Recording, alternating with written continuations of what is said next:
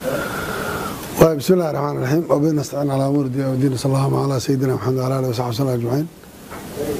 maanta oo ay tahay 8 February 2017 oo ah maalin taariikhi ah waxaan hadda shirkan u qabtay inaan ka hadlo hambaliyeeyo shacabka Soomaaliyeed guud ahaan baarlamaankiisa iyo shacabkaba guusha taariikhiga ah oo ah in maanta doorasho xal ah xaq oo xalaal ah oo hufan ay ka dhacday xarunta Jamhuuriyadda Federaalka Soomaaliya Muqdisho. doorashadaas oo maanta ku aadanay doorashadii madaxweynaha Jamhuuriyadda Federaalka cusub oo ku guuleystay mudane Maxamed Cabdullaahi Farmaajo. aan doonayay inaan uga hambaliyeeyo guusha taariikhiga ah ilaahayna aan uga barino inuu la garab galo iyadoo garanayna wadanka maanta loo doortay sida uu yahay iyo culayska uu leeyahay iyo xaaladda wadanku sida ay tahay.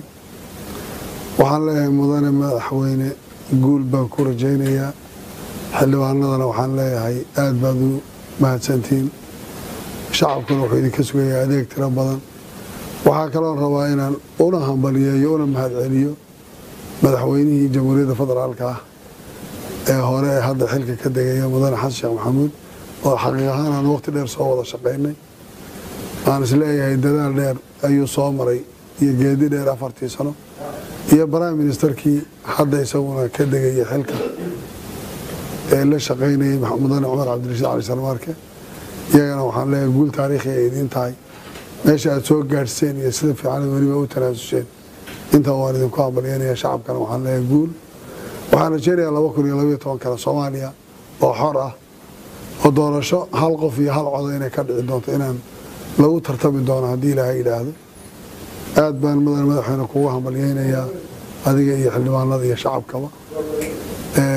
waxaan isleeyahay waan ka wada hadli doonaa waxyaalaha culayska leh ee koor yaalla iyo meesha la mari doono iyo wax badan oo maanta hortiina yaallo u baahan inaad wax laga qabto oo ugu horeeya amniga iyadoo wadankuna abaaro iyo colaado xooga nabadiidka iyo dhib badan oo maanta wadanka ka jiro.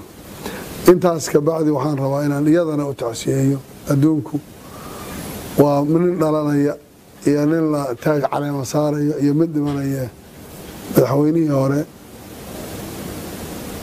dowlad goboleedka Puntland Generaal Cadde Muuse oo isaguna maanta ku geeriyooday Dubai wadanka Imaaraadka Carabta. waxaan leenahay Ilaahay jannadii firdawsaha ka waraabiyo shacabka Soomaaliyeed iyo kuwa reer Puntland iyo eheladii intabana sabir iyo Allah ka siiyo. taariikh buu lahaa waa saraakiishii hore ciidamada Jamhuuriyadda Federaalka Jamhuuriyadda Soomaaliya dimuqraadiga ahayd waa raggii halganka inta badan ka soo qayb qaatay. waa Puntland cusub dhismaheeda raggii hadda ka qayb qaatay oo ahaa madaxweynena ka soo ahaa. isagana mar labaad iyo mar saddexaad waxaan leeyahay inna lillahi wa inna ilayhi raaji'uun. inagana sabir iyo Allah naga siiyo isagana Ilaahay u naxariisto. aad baad u mahadsantiin. Salaamu calaykum.